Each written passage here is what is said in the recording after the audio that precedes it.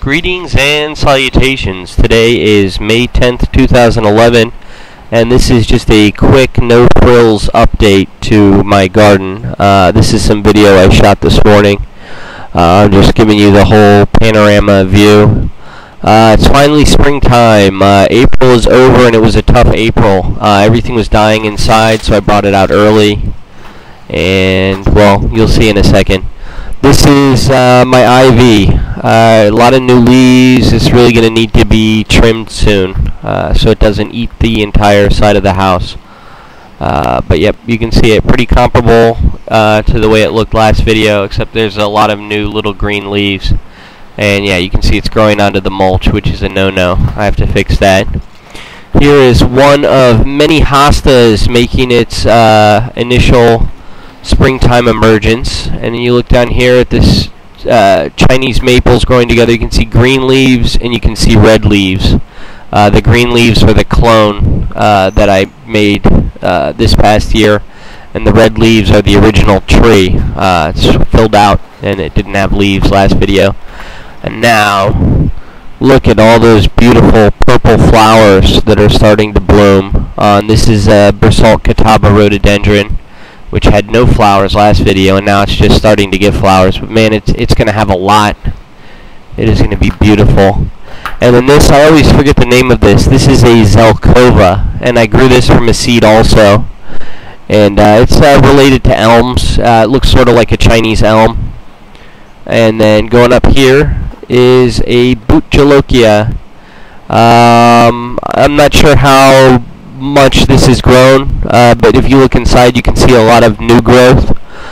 These peppers really didn't like April. They didn't like being outside in April. It was really cold and they dropped a lot of leaves. A lot of them dropped a lot of leaves anyway.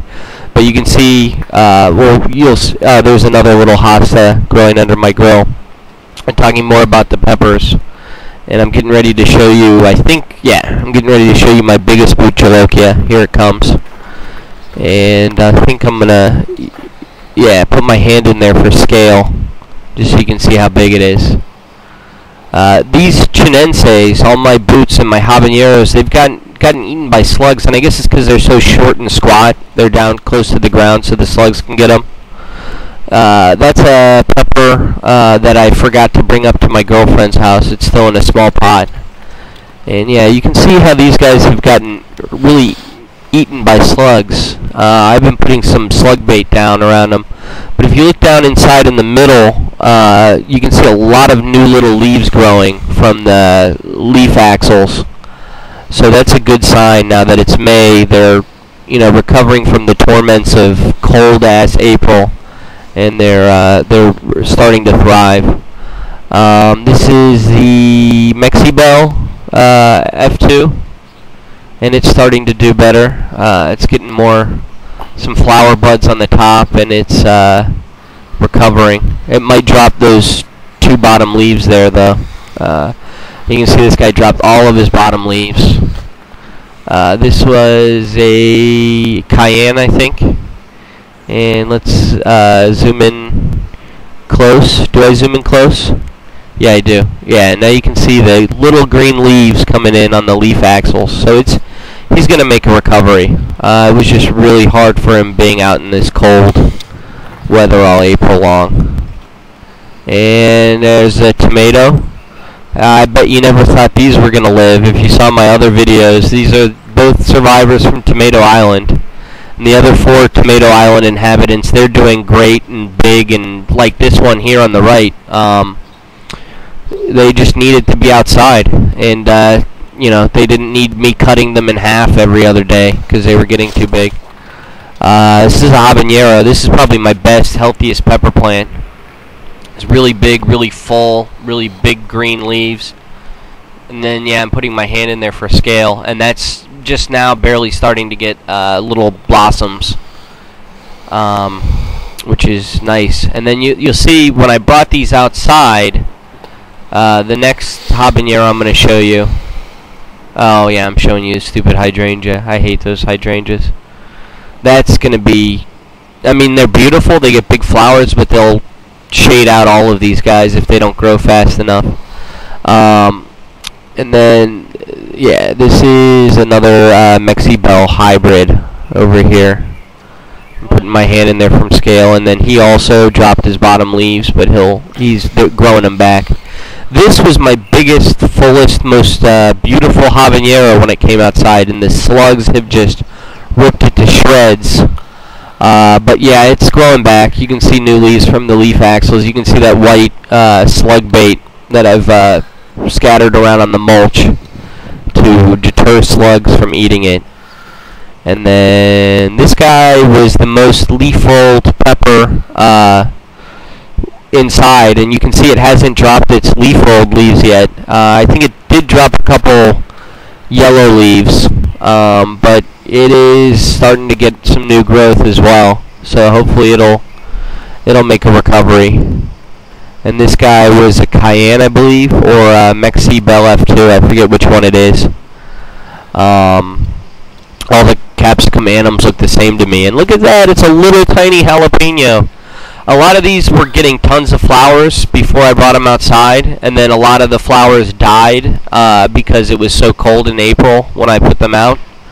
But this guy here, one of his flowers took, and he's got a little jalapeno growing there. Nice. That is my hand for scale again, so you can see what size it is. I think it's big enough now. I don't need to keep pulling stuff off of it. And then those strawberries, man, the invincible strawberries that survived the entire winter hanging in that little basket. They're growing, and I got a whole bunch of little strawberries already. Weird. I'll probably pick them all off, and then that'll be it. And, you know, I'll maybe get 4 strawberries one day, and then I'll get a strawberry a week for the rest of the summer. But that's fine. They take up space. Lots of little hostas. This is sort of, yeah, that's a big hosta down there. That's the oldest hosta I have. And then there's Mr. Maple Tree that I cut in half earlier in the year. And you can see he's all full of leaves now. The little bit of them that survived that I didn't chop off. But he will be tall and sprawling, I guarantee you, by the end of the summer. He does that every year. And then here is cayenne. This is my favorite cayenne. He also dropped a bunch of leaves, but I'm showing you, zoom in close. You can see he's starting to grow new leaves here, are coming in on the leaf axils. And then we go up and we look at the good leaves. That one rolled. And he's, wow, full of growth up at the top. And what is that? Oh, that's my hand for scale. But what's that in front of my hand? Did you see that? That is... Come on. Move the camera. Aha! I got a cayenne pepper already growing. Woohoo! Nice. And then I'm showing you all... Oh, yeah, I got some new flowers starting to grow on this guy. Probably about 7 or 8 new flowers are going to pop up within the next couple of weeks. So, I mean, the weather is finally starting to get good here. I'll give you another panorama view of everything.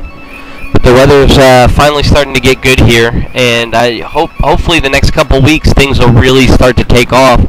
I mean, nothing's really done much during April because it's still kind of cold here, but hopefully pretty soon I'll have some interesting stuff to show you. So this is my Part 8 update. Hope you guys liked what you see, and it's only going to get better, hopefully, as the spring turns into summer, and the summer yields a lot more stuff.